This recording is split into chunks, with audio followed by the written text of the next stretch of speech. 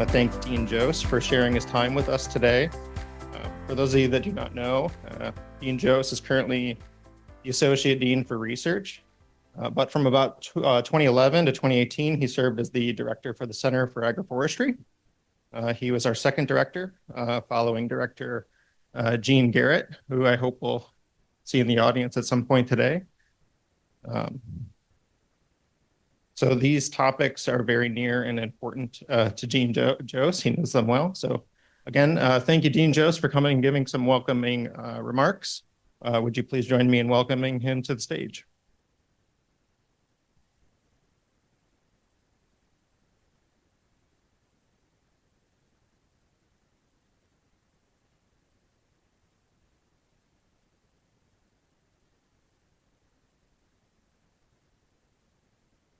Good morning, everyone. Wow, that was loud. Well, it's my great honor to welcome you all to the 2026 Agroforestry Annual Symposium. And if I count it right, it is the 17th Annual Agroforestry Symposium.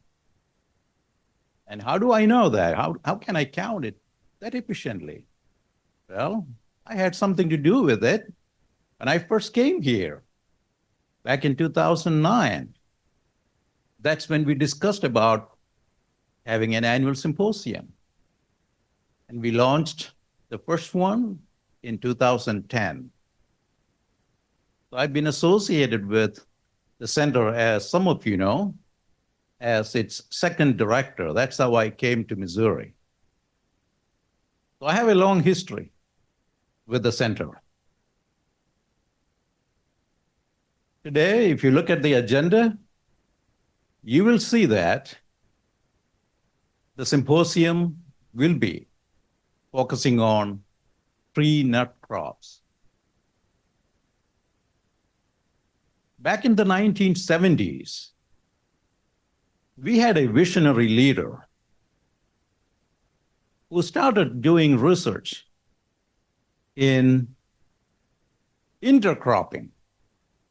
And that was a time when the term agroforestry was being coined. Agroforestry did not exist as a discipline. Agroforestry did not exist as a practice. But we had a leader, Dr. Jean Garrett, who started thinking about intercropping with a tree nut crop, black walnut, and the rest is history. And today, we have not just black walnut, but other tree nut crops as well. And we have the largest collection of the germplasm, black walnut or northern pecan, and also for the Chinese chestnuts. And under the current leader, Ron Revord, we are also intensifying our efforts in hazelnut breeding and management. And of course, I don't need to give you details about all the other crops, specialty crops the center is working on. I know I'm preaching to the choir here, but the center has come a long way, and so is agroforestry. When we started the center for our intercropping program, agroforestry was not even a term that was widely used. Today, agroforestry is being practiced widely all across the US. If you look at the 2022 USDA Ag Census data, you will see that agroforestry is being practiced by 1.7% of the farms, based on the number of farms. And you may say, oh, only 1.7%? Well, that is a major accomplishment for agroforestry, 1.7%. But if you add the 5.8% under orchards, a lot of that is also considered agroforestry. So agroforestry is gaining acceptance. Agroforestry is becoming part of the landscape, not just in the Midwest, but all across the US. If you look at the agenda, you will also see that we are not just showcasing our researchers. Of course, our researchers are sharing the findings from decades and decades long of research in agroforestry and tree nut crops. But we also have our agroforestry practitioners, agroforestry producers, and agroforestry industry, the businesses represented on the agenda. So as panel members, they will be sharing the practical knowledge that they have acquired through actually practicing agroforestry as a cropping system or agroforestry as a business. So it's going to be a great day. I'm excited to see how this symposium has grown. The first symposium, I remember we had less than 50 people. What I saw from last year's, Ron, correct me if I'm wrong, you had over 800 registered participants. I'm assuming you have a similar number this year also. So I know you are going to have a great day, learning a lot about the latest and the greatest in agroforestry. So I wish you the very best. Have a productive symposium. But I also would like to introduce, if there are a few more minutes, Ron, another special guest. I didn't know he was going to be here, but we have our Vice Chancellor and Dean of the College, Dr. Chris Daubert here. So Chris, would you please join me here to welcome them to the symposium?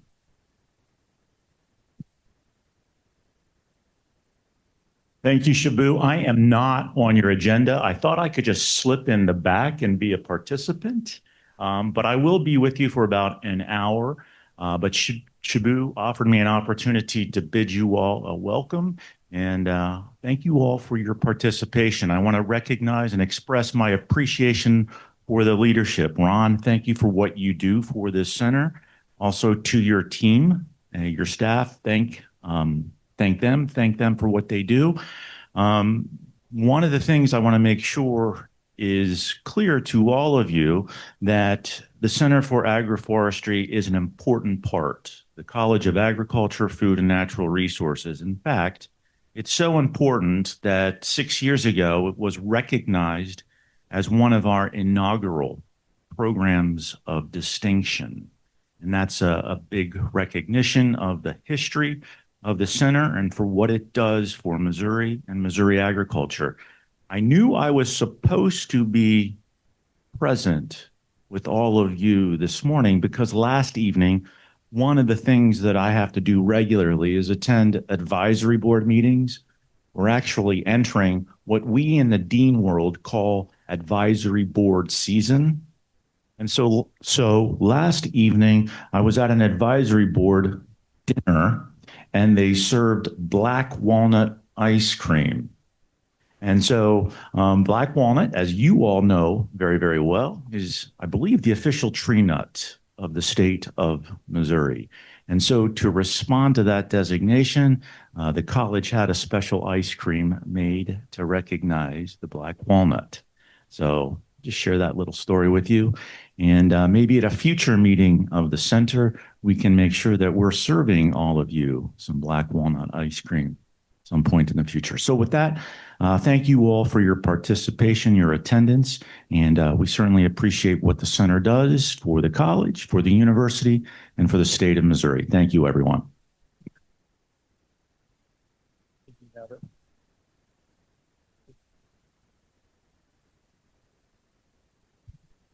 Well, thank you to both Dean Jose and Dean Daubert. If you look at the heart rate data on my Garmin, you'll know when I saw Dean Daubert walk into the door earlier. So I appreciate you both being here and giving nice opening remarks. I have about 30 minutes to spend with you before we get to our first panel. And what I'd like to do is present some slides that frame some of the discussions you'll hear in the panels later. So the title that we're working with here for this symposium is Growing Opportunities in Emerging Tree Nuts. And that's what we'll be discussing. So we'll start with why are we here? We'll share a little bit of the history of germplasm improvement for these species in UMCA, so you understand the long-standing work that we've done with some of these species to help bring them where they are today. We'll talk about recent acreage expansion, and we'll introduce our new cultivar release for Eastern Black Walnut at that time. We'll briefly splice it in there, UMCA Hickman. And we'll present one of our prompts today. So is the economic pull there for continued scaling, acreage scaling, supply scaling of these crops? That's why many of you attended the workshop yesterday, that question. That's why many of you are here today. Then we'll get into a little bit of the research support that brings stability to and opportunity to scaling. We'll give a partial overview of our chestnut breeding program so you can get a perspective of what some of these programs look like, what their goals are, how they lead to translatable products that actually serve industry. And then we'll also give some notes on early efforts to bring multidisciplinary support, so beyond breeding, to these industries, including some early discussions around building processing facility support, which many of you engaged with that topic yesterday at the workshop, as well as some regional planning that we're considering. Major sections of the talk will emphasize chestnut. We only have 30 minutes here. If we talked about all of the tree nuts, we could easily have you guys here for 2 hours listening to me. But parallel activities are happening across each of the other species. So consider chestnut as sort of a example.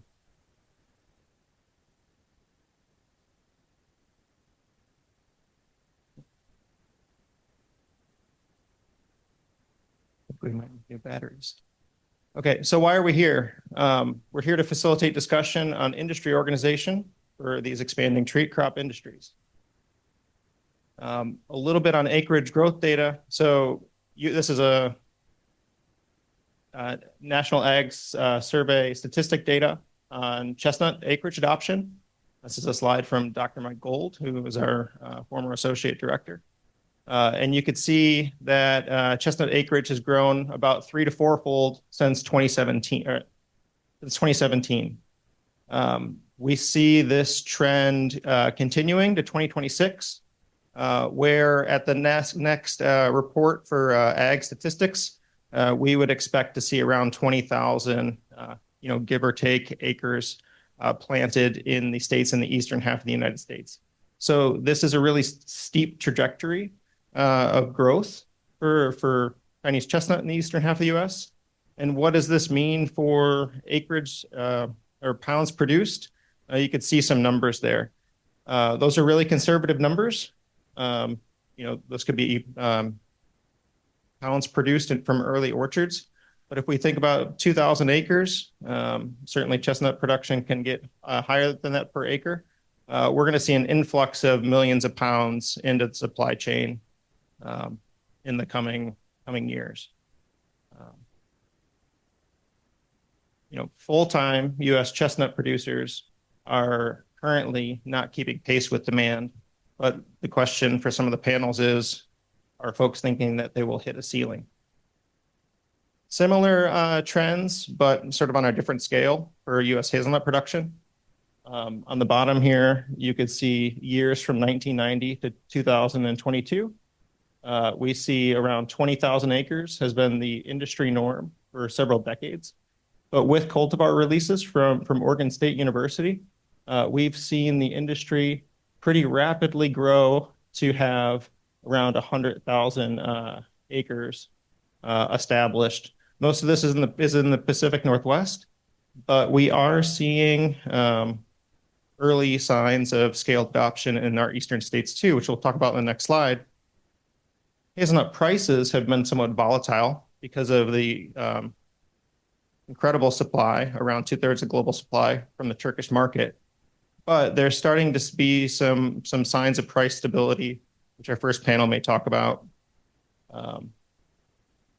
with the North American confectionery market and nuts being purchased that are grown from North America by Ferrero at their Ontario plant. Prices are currently at record highs for the Oregon industry. New cultivar releases by our close partner at Rutgers University. I believe Tom is on Zoom, so we could attribute this to him. We've seen around 50,000 hazelnut trees as of 2024 planted in the last few years across the eastern half of the US. And you can see where these farmers are. There's a really broad engagement geographically, and there's a really high number of growers engaged. So similar with chestnut, there are many hundreds of growers engaging with dipping their toe in the water with these species, but learning. They're new to these crops. They're doing it with a relatively small footprint. That is a really good indicator for the ability to continue to scale with new growers, but also the current adopters. So typically, after folks have success, like some of you might have, you gradually expand your orchard. That's how you get to an industry scale orchard or acreage pretty quickly. For example, the Oregon industry, when it was on around that 20,000 acre mark, had around 800 growers. It's scaled to that 100,000 acre mark and has around 1,400 growers now. So many existing growers expanded their footprint when they had new cultivars available to them. These growers likely aren't accessing the Ferrero major wholesale confectionery markets, but are looking for more D2C or B2B opportunities. And we're excited to have our new friends from Glenridge Hazelnut from Ontario here to talk about some of their successes today. Talking a little bit about black walnut. We don't have time to get into the black walnut breeding program UMCA has had since 2002, but my successor that led that program is here, Dr. Cogshaw, somewhere. So if you're interested in that program, you should have a coffee with him after one of the panels. Hickman was released to support the Midwestern black walnut industry, which is primarily based on nuts from wild trees. So Hammond's Products Company and the University of Missouri have worked together for many decades on this topic, but the main goal being to bring the supply to orchards. So our breeding program has set out to essentially domesticate this wild species into an orchard crop. Hammond's Products Company estimates that the current market could accommodate around a 5,000 acre industry of production. Am I getting that right, Brian? Okay. Yields are pretty strong from Hickman up into year 11. The predominant reason it was selected as our first cultivar release is not because it has the biggest kernels. We have some selections that are getting into the kernel size range of Juglans regia, the Persian walnut. Hickman is sort of middle of the road from some of our improved material, around a 5-gram kernel, which is respectable. It has a really excellent kernel percentage, which is really important to the grading and pricing equation that the industry and Hammond's Products Company uses. But the really compelling feature of Hickman is its spur-bearing character. So you see it on display in the lower right image here, where it produces fruits all along the lateral branch and really short flower-bearing stems, sort of like you could imagine like an apple has all the short little spurs and apples produced along the edge. This really changes the ROI of an enterprise. We see flowers start in Hickman or these spur-bearing type individuals as early as year 5. So the precocity is as short as it can be, time to flowering. And the fecundity, so the amount of flowers produced, the amount of bearing in those early years is most high in these spur-bearing characters. And Hickman was the most spur-bearing of the breeding generation that Dr. Cogshaw evaluated. it produced around 1,300 nuts between years 5 and 8. And it was getting into the near like 20 to 30 kilogram, so around 50, 60 pounds of nuts by year 11, year 13. Under low input conditions, it tends to alternate bear, but it could be a great opportunity for adding to bottomlands, particularly those that are seasonally flooded. And we have a little bit of data coming back from our industry partners now. Brian Hammond's evaluated Hickman nuts, 12 of our other selections this year, giving us a little bit of an idea of how they would grade out from a market perspective. And Hickman actually priced the highest among the different selections that we sent to Brian, around 78 cents per pound. Now, this can fluctuate from year to year depending on water availability, the actual kernel percentage you have. Factors that can influence color are very important. But this pricing was 42% higher than the miscellaneous nuts, which were in the top row and graded out at 44 cents a pound, which represent our general traditional cultivars that are a part of our repository. So we're trying to improve some of our yield models and continuity under different management conditions for Hickman to inform enterprises. But generally, it looks like revenues in the low 4 figures around the year, not year 1 mark, year 11 mark. We have a healthy walnut breeding pipeline, and this is the last thing I'll say about our walnut program. We have a number of interesting selections still stemming from the work that Dr. Cogshaw set up. He's shaking his head back there, so I might be getting nervous. The top bullet are selections that are getting into the 6.5 or up gram range. Some years, some of these selections have 7-gram kernels.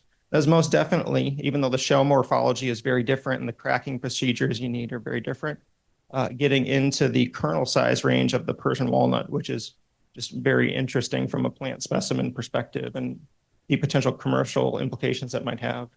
We have a number of other commercially relevant selections that are moving on to replicated trials right now as candidate releases. We have some thin shell morphologies. We have some extremely high kernel percentage individuals knocking on the door of 40%. And then we have some really interesting complex shell kernel complexes that might improve the fragment sizes that are being cracked out. So larger fragments, halves or quarters, as well as really light colors that get preferred pricing. So all these are transitioning to replicated trials now, as you could see through the grafting examples that we're showing here, both bark inlay and on the right, chip budding. That's from a grower's property that has a material exchange agreement for some of our materials. The names are cited below for the pictures. So we see this traction. Our tree nuts broadly suited to the region. Should we continue scaling? Do we have the acreage capacity to continue scaling so that these are industries representative of California footprints or the Oregon hazelnut industry footprint, getting into the 6-figure number of acres? Referring generally to this broader circle here, because I know we have audience members from that region, and we're in a hardiness zone, being 6B, that is a better foot in the door or step into the Midwest compared to just north of us, although I know we have some northern partners here too, and there's always exceptions to the rules.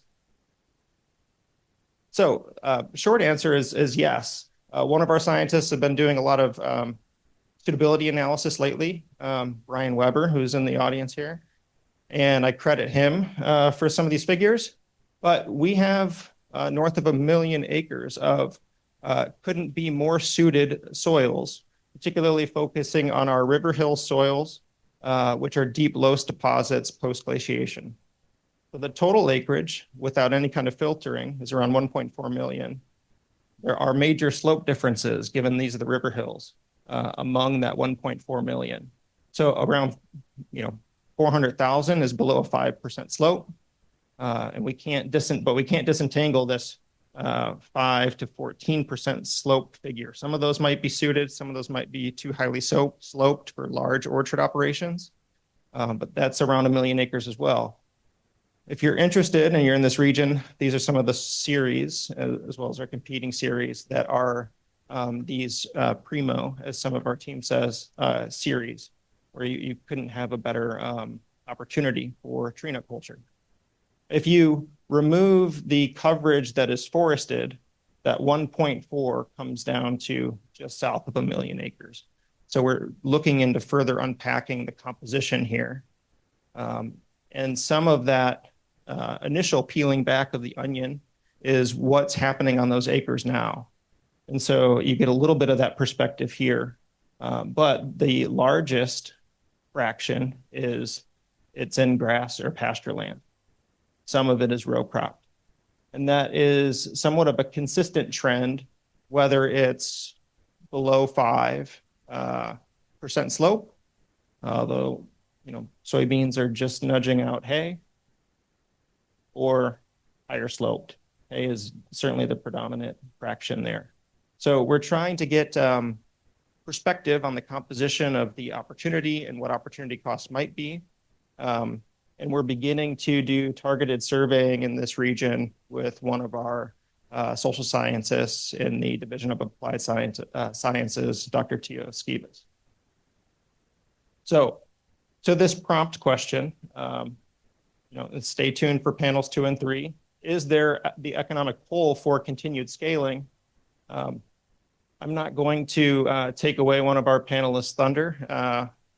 We have a nice figure here from Brett Hundley, but what I think he might talk about later today is to achieve this goal of scaling and quick and continuous scaling, there might be potential wisdom from pistachios, which experience really significant. The blue bars are acreage scaling, and we're getting from 25 years ago, 50 or 70,000 acres to today, eclipsing 400,000 acres. So continuous rapid scaling and without major consequence to average price per pound. So, a joke might be, is this the Deion Sanders effect? If you've seen any of the pecan marketing commercials, some of our team says, well, what do we do about this, increase in chestnut supply? They suggest that we get NIL deals with some of the Mizzou football players because they see the pistachio commercials with Deion Sanders.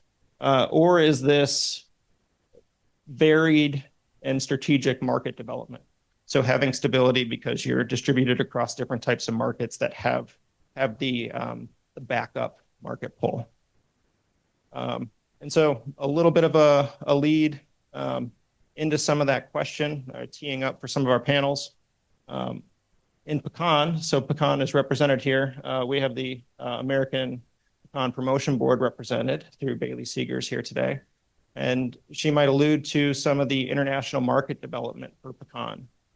Pecan is our established tree nut industry, and there might be a lot of wisdom for our other eastern half of the U.S. tree nuts in how to think about market development as we're scaling. So there are 7 major international markets where there are new value-added products being developed by the American Pecan Marketing Board to try to increase the export pull for the pecan footprint in the U.S. So getting into the UMCA tree nut industry, I think I'm keeping pace here.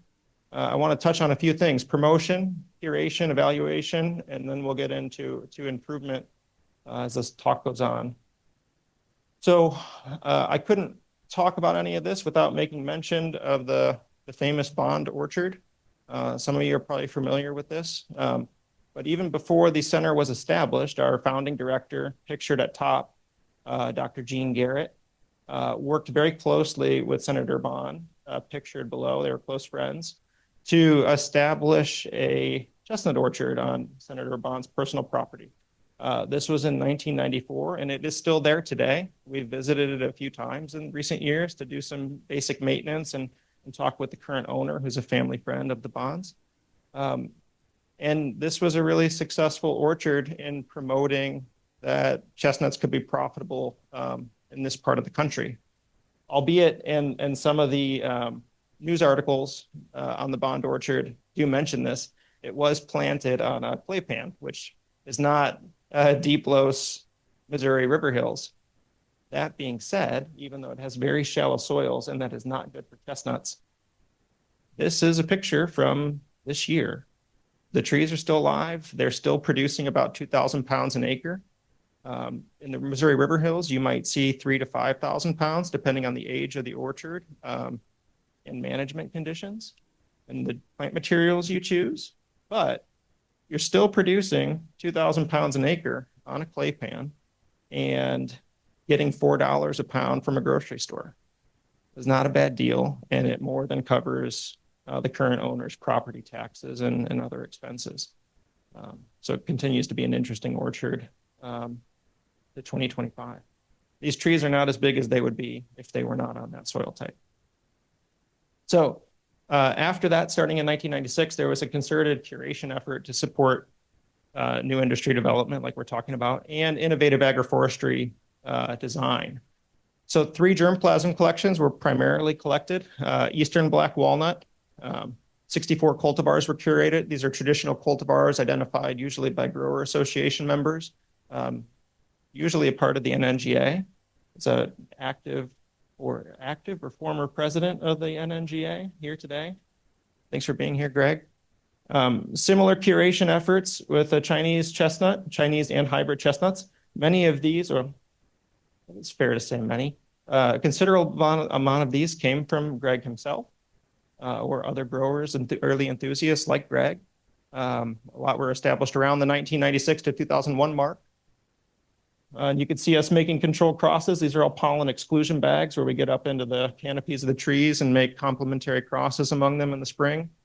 Last but not least, Northern Origin pecan. We've had as many as 92 cultivars or accessions. As many as 50% are unrepresented by the USDA ARS collection. And we're starting to work with them for a germplasm share in both directions. So these are an unparalleled set of now characterized over the last 30 years, founder parentage for future genetic improvement. And that's what my group's been working on in the last 6 years, as well as adoption recommendations. So immediate cultivar recommendations, you say first generation recommendations of which among all of these, 50 to 90 cultivars should growers actually invest in. So those recommendations came out of some of our early work. Identified cultivars were made available for new industry growth, but a perspective, the agroforestry perspective, is these can also serve as anchor tenants, so to speak, for integrated practices. And that's been a landowner-driven question to date.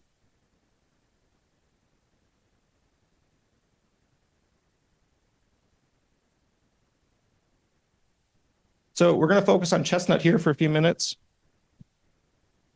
From 1996 to 99, 60 cultivars were established at our horticulture and agroforestry research farm, 1 to 3 clones each, and many of these trees exist today. If you come out for our annual chestnut roast, you could stand in the orchard and have a tour. 10 of these Chinese chestnut cultivars were grafted onto AU cropper as the understock and put into a replicated cultivar trial where we had 5 replications of each graft. And yield data was collected in 11 years, extending into 2020. Nut size was evaluated in 11 years. Management was somewhat consistent across orchards, but not always within years, depending on funding availability. And from 19 to 22, the orchard was under consistent management. It's very applied work, but it's very important for serving industry development. I do a brief interjection here for the chronology, and because I always like an excuse to put my daughter up on the slide. She has a chestnut roast shirt on. In 2003, we started the annual Chestnut Roast Festival. And this is just a brief chance for me to invite you all to join us next October in New Franklin. It's usually the first Saturday in October, but stay tuned for a date. We typically have around 1,500 to 2,500 people there throughout the day. It's a really nice family-friendly event.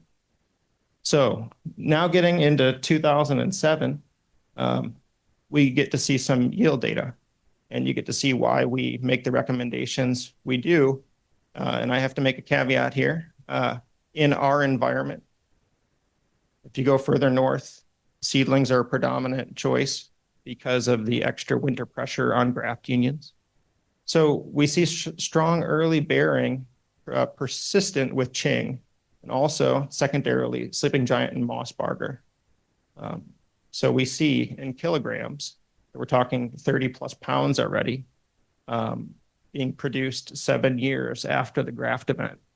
This is not something to sleep on. So Ching is consistently producing an extremely sizable crop early in its life. So that's 2010, 2011.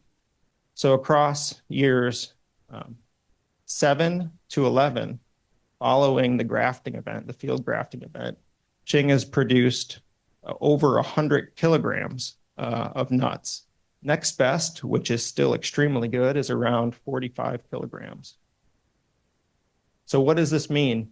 Yield isn't everything. So there's the preface off the top, but it drives ROI. So this is intended to emphasize the concept, and these are gross dollars. And it's framed from a cumulative economic yield loss compared to producing Ching. So the equation here is Ching yield minus other cultivar yield. These batteries must be low, sorry. Ching yield minus other cultivar yield, convert it to pounds times $3 a pound, which is an extremely conservative wholesale price. Many grocery stores are paying into the $4+ range, times the planting density. So this is a 20 by 20 acre density. Across that bearing time period up to year 11, your opportunity cost per acre in producing the next best and not just Ching is nearing $50,000. If you're on a 30 by 30 spacing, which is a little less aggressive, it's still far from negligible, $30,000. Now, we wouldn't recommend that you plant chestnut Ching 100% throughout all of your orchards. You have to have a mixture, but this is a conceptual message to get across on how our yield data, very applied data, translates to very informative information for you. And it takes a long time period, it takes continuity. So we know Ching has other good characters. So yield isn't everything, but it has very desirable nut quality, consistent year to year. In our environment, low chestnut anthracnose, formerly known as BER, very low storage mold incidence, which is important as the crop size scales and your nuts are still in the cooler into December or January, like we heard a little bit about yesterday.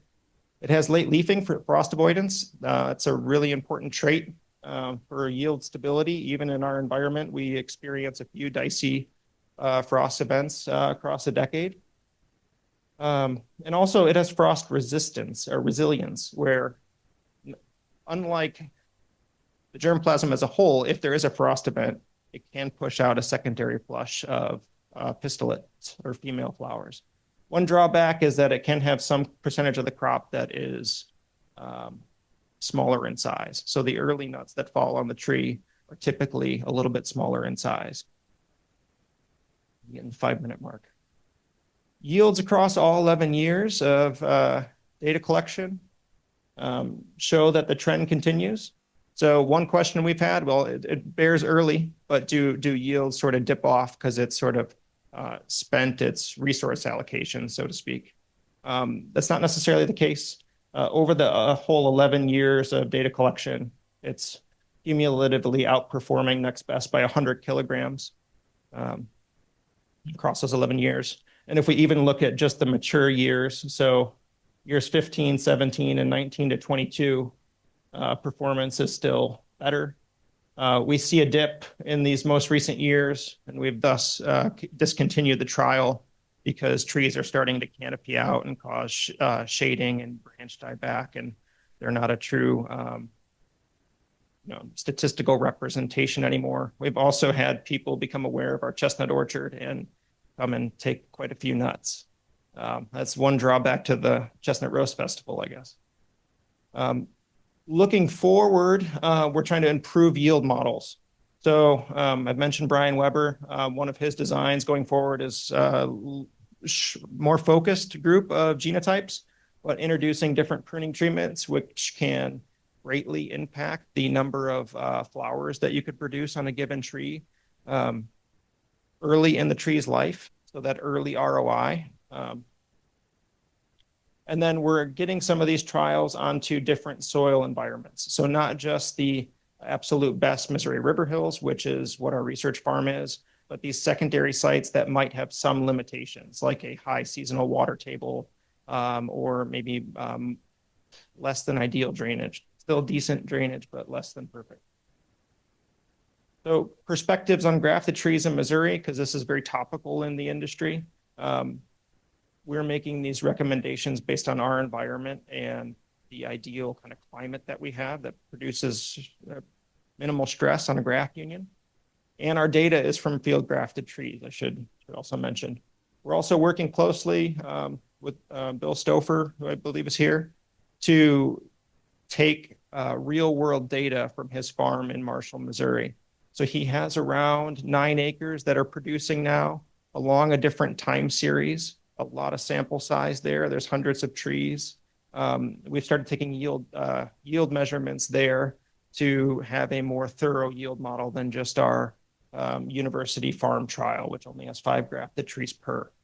We've also documented graft failure because that notion is a big barrier to tree adoption in our environment, and people choosing seedlings instead.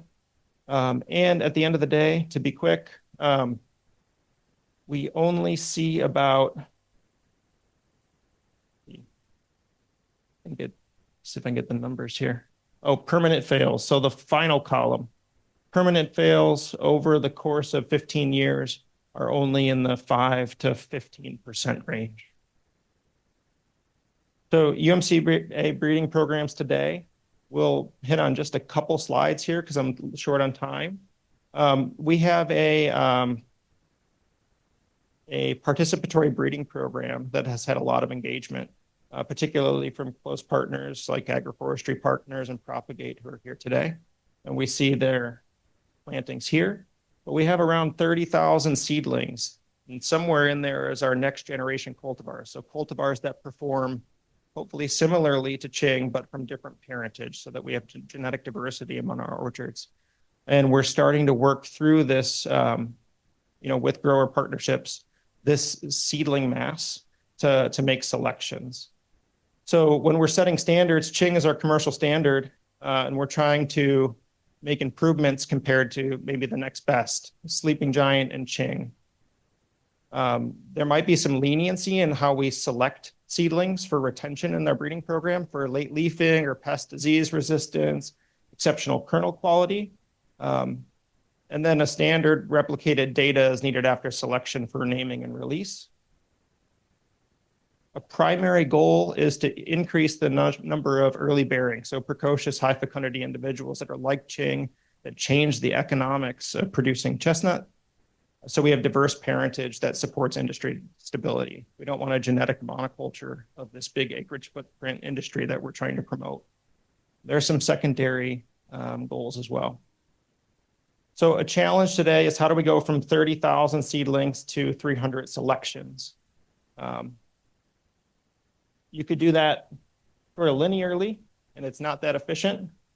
You could do that in a way that is not linear, where you're making really steep selections after time has transpired. Or you could select some criteria early in the seedling's lifetime and try to filter that 30,000 down to a more representative high value pool of breeding progeny for further, more deeper evaluations. And so we're trying to think strategically how we could be systematic with applying selection criteria. We've started to do that this year with partners Propagate and Agroforestry Partners out at their Maysville plantings, where there's around 20,000 seedlings. But we'll move through this so we can get to the panel. We evaluated about 5,000 progeny this year, looking at early bearing in the fourth leaf. Around 13% of offspring had burrs. Several were very, very nice, but several years of data will be required. So we'll likely continue this type of evaluation from the fourth leaf, so fourth growing season in the field, the seventh, and figure out when the data starts to tell us we could apply culling measures to that population and it's actually effective. It's pushing us in the direction we want. Because late leafing is likely the most prominent trait that allows us for interannual yield stability across different geographies. So you could say it's the most generalizable adaptation trait because of frost avoidance. That'll likely be our secondary selection parameter after early bearing as we start to cool down this 30,000 seedlings to a smaller number. You know, something hopefully closer to the several thousand that we can look more deeply at kernels or nut quality on. So we have some comments on planning for processing, and then we'll wrap up. We're in the early stages of looking at putting a public asset processing facility out at our research farm at the Horticulture and Agroforestry Research Farm. And please connect with us if you would find that valuable. There were some great conversations about that at the workshop yesterday. But we want to decrease barriers, especially big fixed financial assets the industry has to take on for scaling, and provide a blueprint for replication.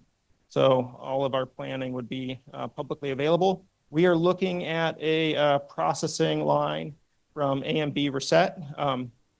Brian, I've been saying Brian a lot, very valuable guy. He was so gracious, he went to France for 4 days during the harvest season, and he looked at some of this equipment to do some vetting, see it in operation before we look at purchasing it. And we have some pending grants to try to import this facility or this line. If you have questions on its stages, talk to me or Brian sometime today. And we've recently gotten Missouri Department of Agriculture support to purchase a cracker. This cracker is probably relevant to each of the hard shell tree nuts, but foremost, we're thinking about it for hazelnut. But there's a cracker and a blower system here for basically getting out whole kernels from hazelnuts and removing the shells. We'll be importing this later this year. So if you have hazelnuts or either of the other hard shell tree nuts, feel free to connect with us if you want to help tinker and set this up. And we're starting to look at landscape planning analysis. So this is a downstream analysis that Ryan Weber has done on the backside of our suitability mapping. So this shows the concentration of suitable chestnut acreage within a given mile, a given 30-mile radius of a single point statewide. So it's a really data-heavy analysis. And where you see these hot colors are areas where there's the highest concentration of suitable acres. And thus, there might be a greater number or maybe proactive investment in industry infrastructure. So it's just a peek into some of the questions that we're trying to think about, and we'd appreciate engaging with any of you growers that are thinking about the same kind of things. So thank you for listening to me.